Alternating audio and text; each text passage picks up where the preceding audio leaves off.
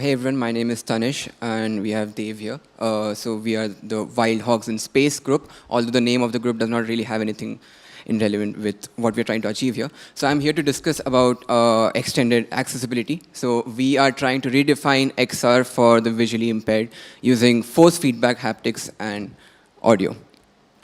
So why do we have to focus on haptics and audio in XR? But before asking that question, there's an even more deeper question that we are raising here, which is what is your perception of reality? So when we say our perception of reality, that can be very subjective because it can depend from person to person, depending on where you come from and what your background is. But when we talk about VR, VR is all about us trying to make sense of reality and us trying to mimic reality in order to do something, in order to achieve something that we can't in the real world. But it's kind of funny that most VR systems that we have currently are highly oculocentric. They are very heavily reliant on visual information.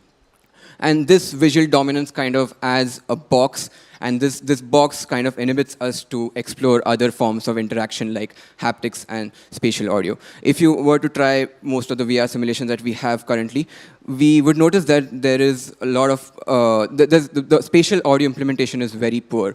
We are working with Unity, which is a game engine, and it has a built-in 3D audio engine.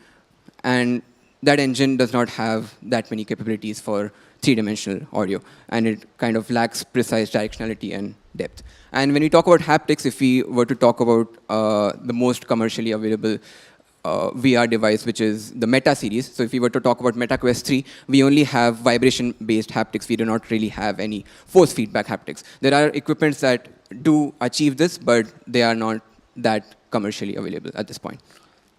So this is the equipment that we are working with. This is the 9D haptic stylus. So this device is basically a high-fidelity force feedback system, and the reason it's called 9D is because it has 6 degrees of freedom of positional tracking and 3-dimensional force feedback. We have worked with 3 versions of this device. The very first one was Phantom Omni, which has become kind of obsolete.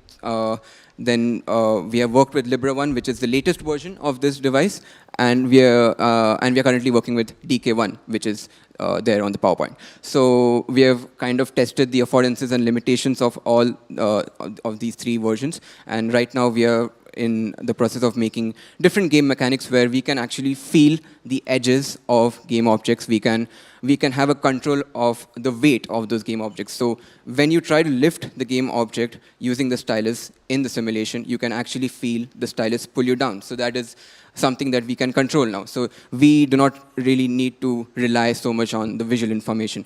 And combined with spatial sound, I think we can really make VR kind of accessible for the visually impaired. And the best thing about this device is that it directly communicates with Unity using an SDK. So we can script our own physical sensations.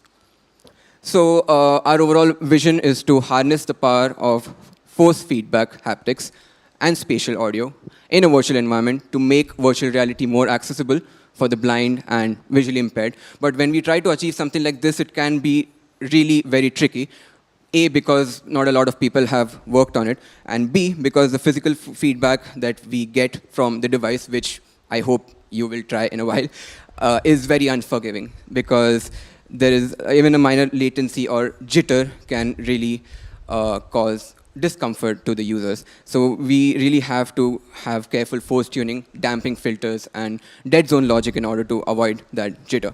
And if we want to use this kind of a device in VR, we really need to think about navigation. But navigation with the help of this kind of device is very tricky. If you can see, the idea here was very simple in the top photo here.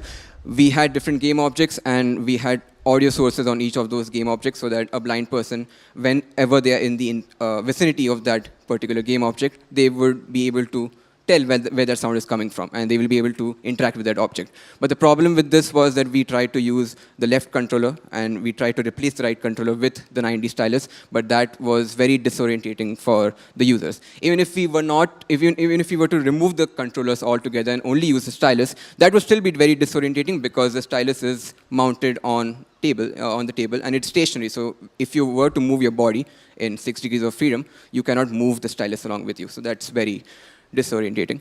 And we have to use complex sound engines because, like I said, Unity's very own built-in sound engine is very limited. So we have to rely on complex third-party sound engines like Wise, Steam Audio, and Fmod, which can create a lot of complexities with force feedback haptics.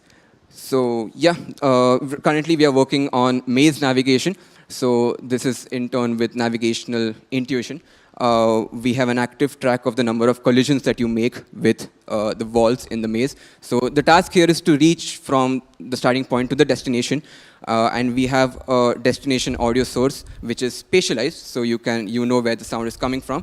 And we have put the audio listener on the stylus, and there's an active track of the number of collisions. So we are doing a juxtaposition of how many collisions do you require to reach to the destination, and how many collisions does a sighted person require, how many collisions does a visually impaired person require. So that is the research that we are doing at the moment.